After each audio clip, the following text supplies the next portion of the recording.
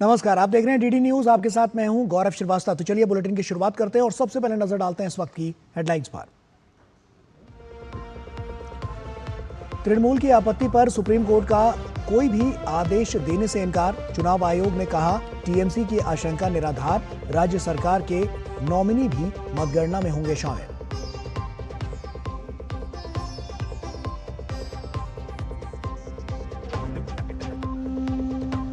पश्चिम बंगाल में विधानसभा चुनाव के लिए 15 बूथों पर पुनर्मतदान जारी। वोटिंग प्रक्रिया के दौरान कोई भी गड़बड़ी रोकने के लिए पोलिंग बूथ के पास रैपिड एक्शन फोर्स तैनात।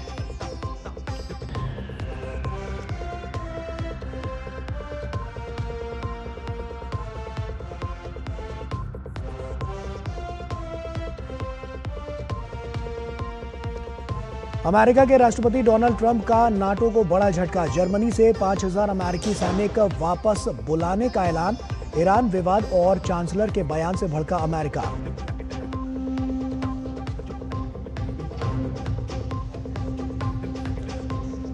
और बीसीसीआई आज करेगी महिला टी20 वर्ल्ड कप के लिए टीम इंडिया की घोषणा। 12 जून से इंग्लैंड में दिखेगा क्रिकेट का रोमांच।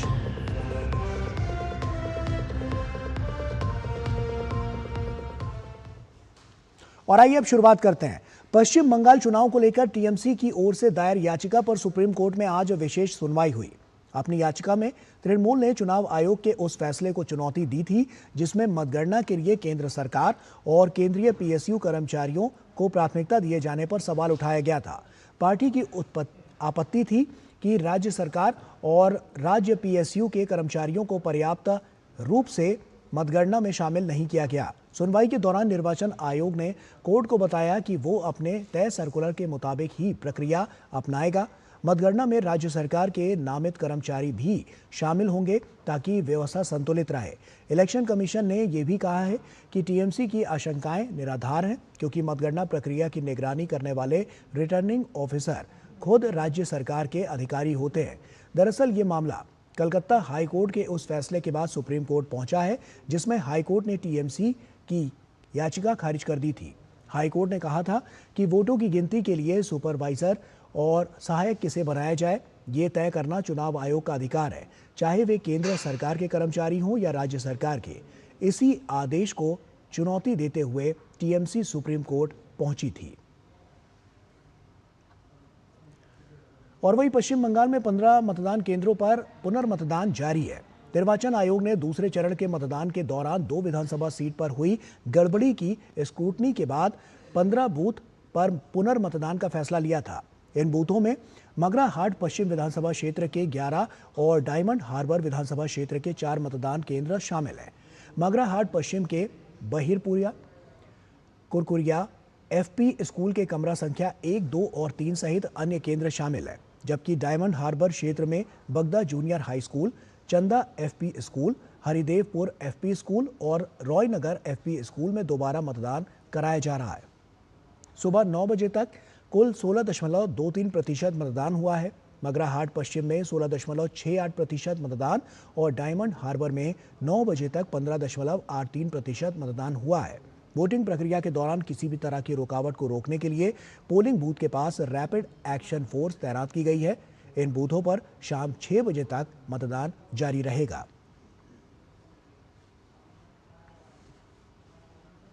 और वहीं आज मोबाइल आधारित आपदा संचार प्रणाली का सफल परीक्षण किया गया। इस क्रम में लोगों के मोबाइल पर अलर्ट मैसेज आया जिसने बड़े स्तर पर लोगों का ध्यान आकर्षित किया। ये प्रणाली दूरसंचार विभाग और नेशनल डिजास्टर मैनेजमेंट अथॉरिटी यानी एनडीएमए के सहयोग से विकसित की गई है, जिसका उद्देश्य आपात स्थिति में लोगों तक सटीक जानकारी पहुंचाना है।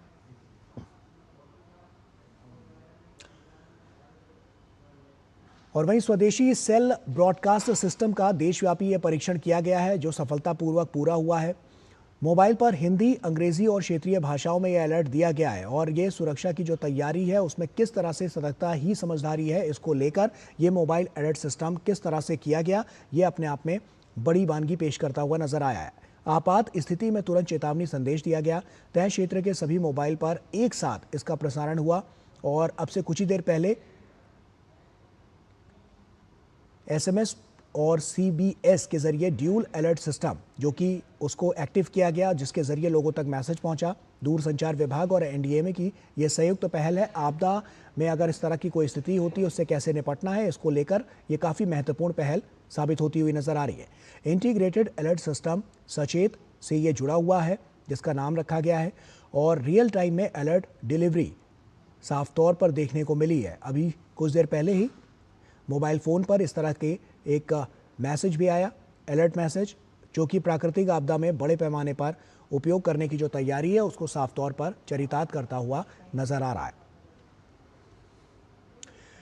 और वहीं देश के कई राज्यों में जनगणना का काम चरणबद्ध तरीके से आगे बढ़ रहा है। पहले चरण के तहत मकान सूचीकरण और मकानों की गणना की जा रही है। आंध्र प्रदेश, अरुणाचल प्रदेश, हरियाणा, चंडीगढ़, मध्य प्रदेश और छत्तीसगढ़ में जनगणना 2027 के पहले चरण के तहत हाउस लिस्टिंग का काम शुरू हो गया है, जो 30 मई 2026 तक चलेगा। इस चरण में प्रशिक्षित गणनाकर्ता घर घर जाकर मकानों और बुनियादी सुविधाओं से जुड़ी जानकारी इकट्ठा कर रहे हैं।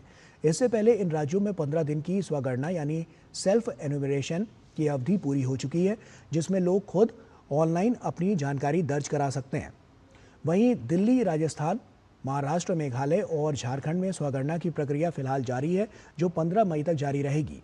इसके बाद 16 मई से 14 जून तक इन राज्यों में भी घर घर जाकर डेटा संग्रह किया जाएगा। बिहार में स्वगणना की अवधि समाप्त हो चुकी है और आज से राज्य में हाउस लिस्टिंग का काम शुरू हो गया है, जो 31 मई तक चलेगा।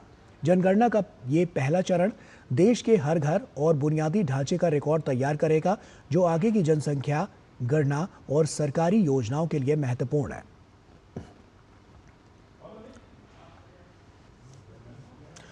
RBI ने अपने मुद्रा प्रबंधन अभ्यास के हिस्से के रूप में 19 मई 2023 को 2000 रुपए के नोटों को प्रचलन से वापस लेने की घोषणा की थी।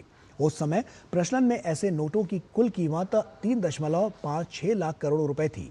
नवीनतम आंकड़ों के अनुसार 30 अप्रैल 2026 तक ये आंकड़ा तेजी से घटकर 5,451 करोड़ रुपए हो गया है।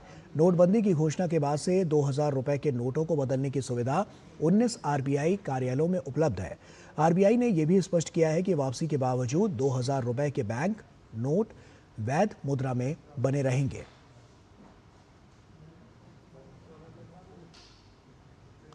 जम्मू तवी श्रीनगर वंदे भारत एक्सप्रेस का नियमित संचालन आज से शुरू हो रहा है।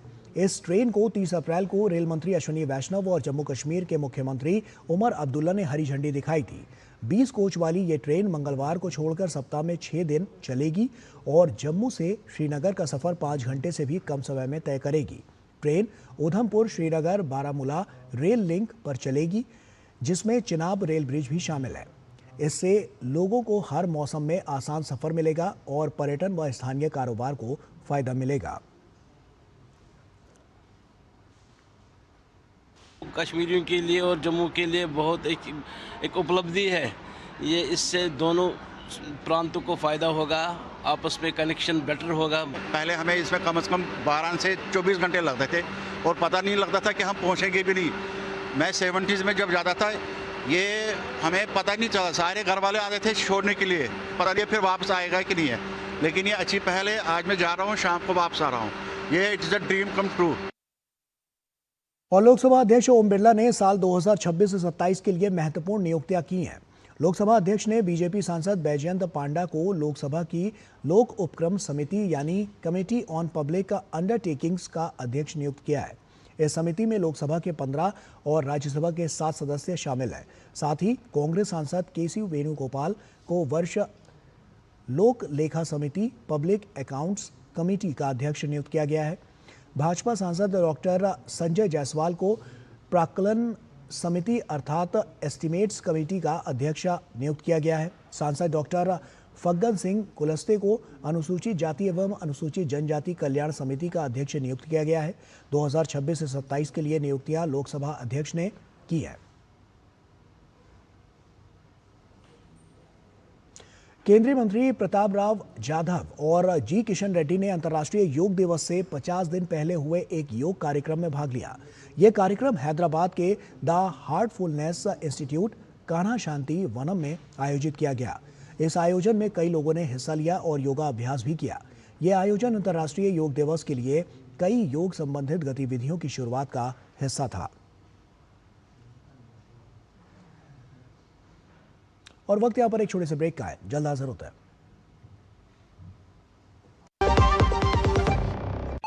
उस एक बीमारी ने हमारी जिंदगी बदल दी।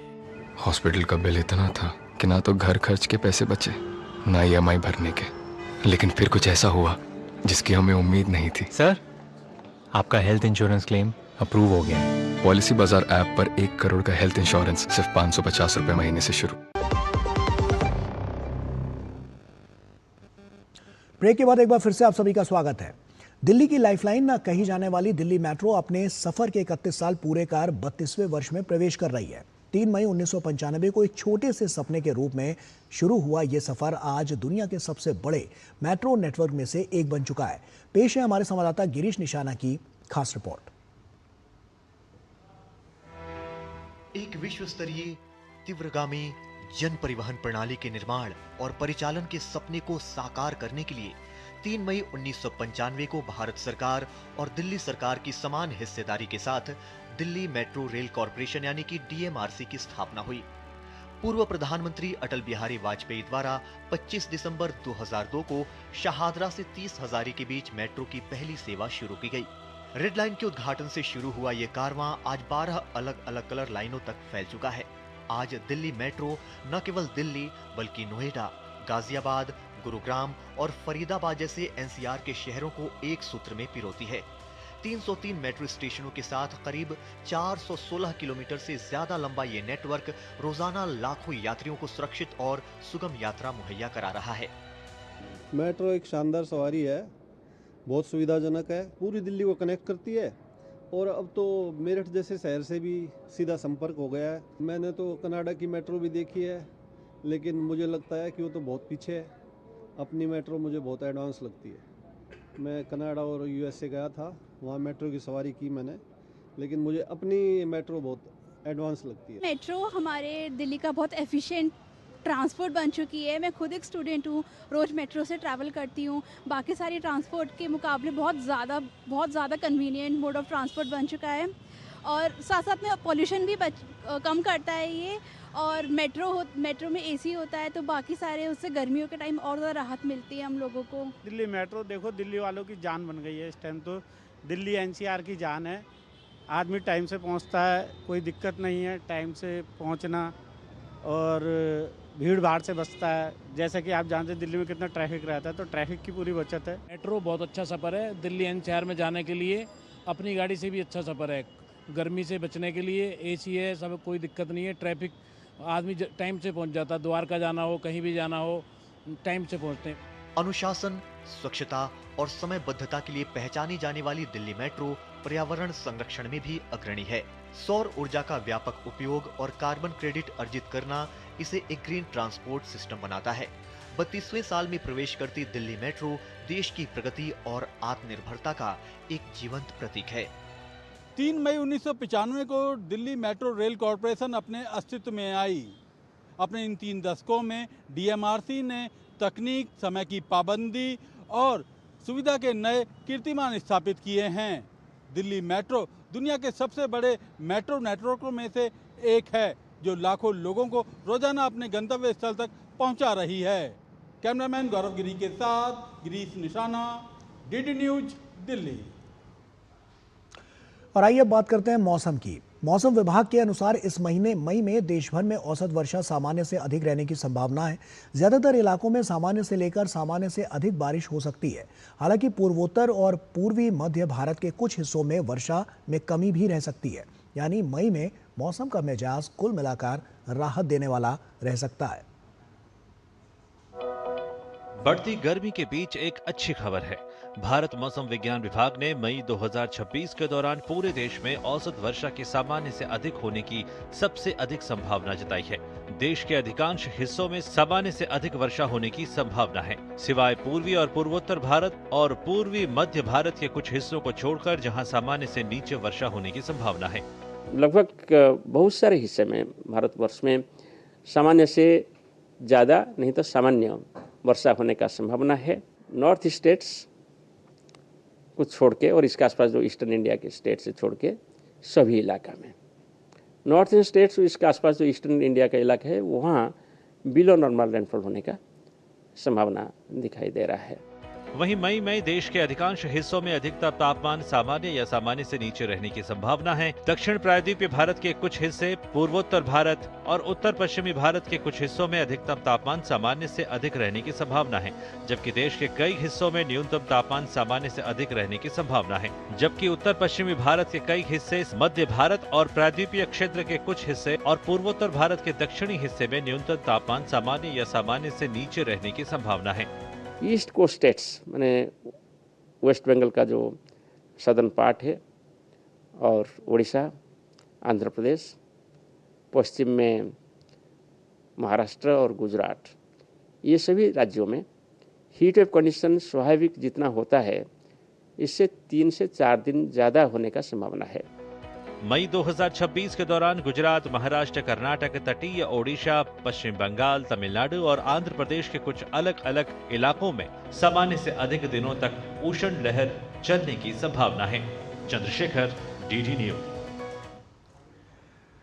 अंतर्राष्ट्रीय खबरों पर नजर डालें तो अमेरिका के राष्ट्रपति डोनाल्ड ट्रंप के जर्मन चांसलर फ्रेडरिक मर्ज पर हमले जारी है। ईरान युद्ध को लेकर राष्ट्रपति डोनाल्ड ट्रंप और यूरोप के बीच दरार बढ़ने के बीच अमेरिका नाटो सहयोगी जर्मनी से 5000 सैनिकों को वापस बुला रहा है। शुक्रवार को पेंटागन ने इसकी घोषणा की है।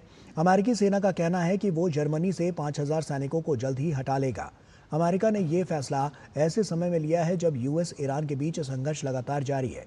जर्मन चांसलर फ्रेडरिक मर्ज के साथ तीखी बहस के बाद ट्रंप ने इस सप्ताह की शुरुआत में सेना में कटौती की धमकी दी थी। मर्ज ने कहा था कि 2 महीने से चल रहे युद्ध को समाप्त करने के लिए चल रही बातचीत में ईरानी अमेरिका को अपमानित कर रहे हैं। मर्ज ने अमेरिका की युद्ध को लेकर रणनीति की भी आलोचना की थी। वहीं ट्रंप ने भी मर्ज पर हमला बोलते हुए कहा था कि जर्मनी ऊर्जा और घुसपैठ की समस्याओं से जूझ रहा है। उन्होंने कहा था कि मर्ज यूक्रेन युद्ध को खत्म कराने में कामयाब रहे हैं। वो लगातार भयावह कार्य कर रहे हैं जिससे यूक्रेन बड़ी मुश्किल में फंस गया है। मर्ज वहां हो रही गड़बड़ में शामिल हैं। फिलहाल जर्मनी में लगभग 35,000 सक्रिय अमेरिकी सैनिक तैनात हैं। भविष्य में अमेरिका बड़ी संख्या में उन्हें वापस बुला सकता है। अमेरिका ने शुक्रवार को मध्य पूर्व के अपने मुख्य सहयोगियों इजराइल, कतर, कुवैत और संयुक्त अरब अमीरात के लिए 8.6 अरब डॉलर से अधिक के सैन्य हथियार की बिक्री को मंजूरी दे दी है। ये घोषणा ऐसे समय में हुई है जब अमेरिका, इजराइल और ईरान युद्ध को शुरू हुए लगभग 2 महीने हो चुके हैं। अमेरिका के स्टेट डिपार्टमेंट ने कहा है कि अमेरिकी विदेश मंत्री मार्को रूबियो ने ये निर्णय लिया है कि मध्य पूर्व में आपातकालीन स्थिति उत्पन्न हो गई है, जिसके तहत इन देशों को तत्काल सैन्य बिक्री की आवश्यकता थी। इसी को ध्यान में रखते हुए अमेरिका ने यह फैसला लिया है। इन घोषणाओं में कतर को 4.1 अरब डॉलर के पैट्रियट वायु और मिसाइल रक्षा उपकरणों की आपूर्ति और 992.4 मिलियन डॉलर के एडवांस्ड प्रिसीजन किल वेपन सिस्टम की बिक्री। वहीं कुवैत को 2.5 अरब डॉलर का एक इंटीग्रेटेड बैटल कमांड सिस्टम और इसराइल को 992.4 मिलियन डॉलर के एडवांस्ड प्रिसीजन किल वेपन सिस्टम की बिक्री की जाएगी। संयुक्त अरब अमीरात को भी 147.6 मिलियन डॉलर के एडवांस्ड प्रिसीजन किल वेपन सिस्टम की बिक्री शामिल है। इन सैन्य उपकरणों की मंजूरी से इन देशों की सैन्य क्षमताओं को बढ़ावा मिलेगा। ईरान ने युद्ध के दौरान खाड़ी के कई देशों को निशाना बनाया, जिसके बाद से उनकी सुरक्षा का मुद्दा गरमाया हुआ है।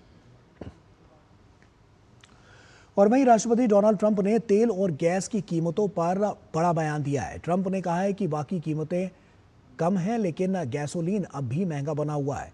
उन्होंने भरोसा जताया है कि युद्ध खत्म होते ही गैसोलीन की कीमतों में भी भारी गिरावट आएगी और आम लोगों को राहत मिलेगी। साथ ही ट्रंप ने साफ संदेश दिया है कि अगर ईरान को परमाणु हथियार मिले तो वैश्विक सुरक्षा पर बड़ा खतरा मंडरा सकता है।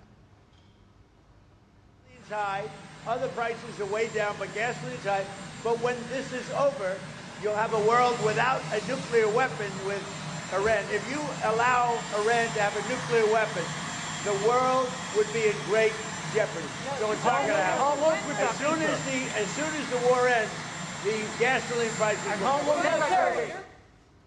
अमेरिकी राष्ट्रपति डोनाल्ड ट्रंप ने ईरान द्वारा शांति वार्ता के लिए दिए गए नए प्रस्ताव पर असंतोष व्यक्त किया है। उन्होंने साफ चेतावनी दी है कि अगर दोनों देशों के बीच कोई समझौता नहीं हुआ तो ईरान को नर्क में भेज देंगे। ट्रंप ने व्हाइट हाउस में पत्रकारों से बातचीत में कहा, इस समय मुझे जो कुछ वे पेश कर रहे हैं उससे मैं संतुष्ट नहीं हूं। ट्रंप ने कहा कि ईरान कुछ ऐसी मांगे कर रहा है जिनसे वो असहमत हैं। उन्होंने ईरान की बातचीत में कुछ प्रगति स्वीकार की, लेकिन कहा कि ईरानी नेतृत्व में भारी असहमति है। So they want to make a deal, but I'm not satisfied with it, so we'll see what happens.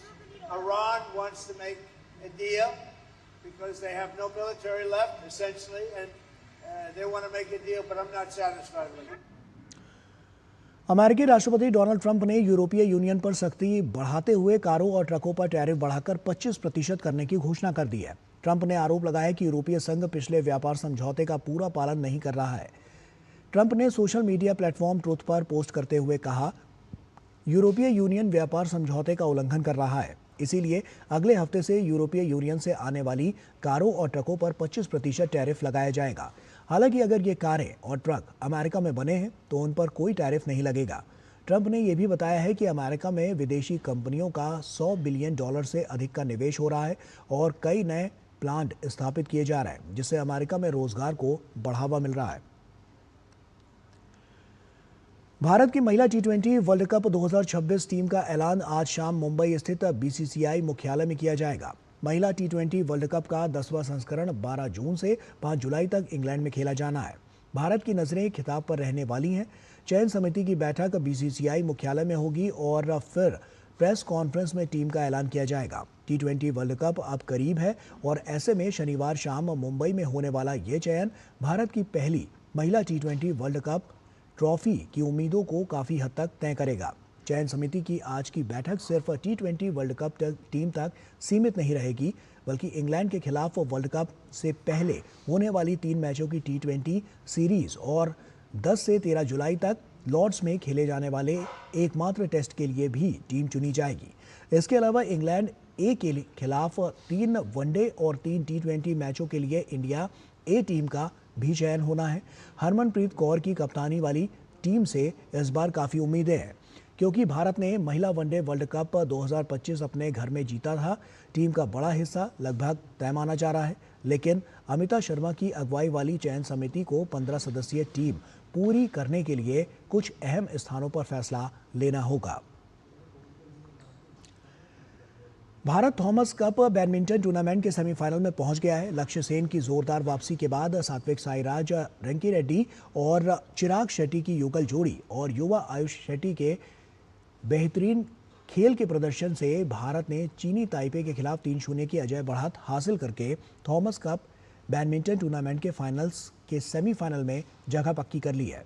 28 minute तक चले इस मैराथन मुकाबले में लक्ष्य ने 18-21, 22-20, 21-17 से जीत दर्ज की। इसके बाद सात्विक और चिराग की युगल जोड़ी ने चियू सियांग और वांग ची लिन को 23-21, 19-21, 21-12 से हराकर भारत को मजबूत स्थिति में पहुंचाया।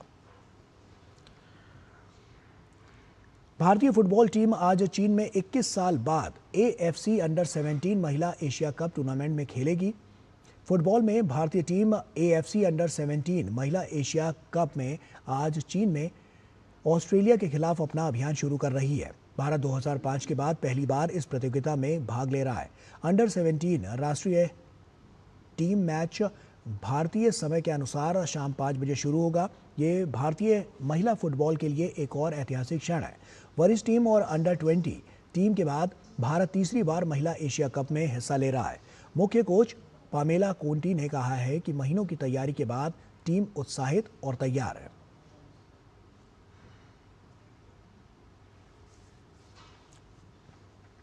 आईपीएल की बात करें तो आईपीएल में संघर्ष कर रही चेन्नई सुपर किंग्स और मुंबई इंडियंस आज आमने सामने होंगी। दोनों टीमों के बीच ये मुकाबला शाम 7:30 बजे से खेला जाएगा। आज हारने वाली टीम के लिए प्लेऑफ में पहुंचना मुश्किल हो जाएगा। ये दोनों टीमों के बीच इस सीजन का दूसरा मुकाबला है। दोनों टीमों के बीच आईपीएल में 40 मैच हुए हैं। चेन्नई ने 19 और मुंबई ने 21 जीते हैं। चेपॉक में दोनों के बीच 9 मैच खेले गए हैं। इसमें मुंबई ने 5 और चेन्नई ने 4 मैच जीते हैं। और इसी के साथ फिलहाल इस बुलेटिन में इतना ही। दीजिए इजाजत। नमस्कार।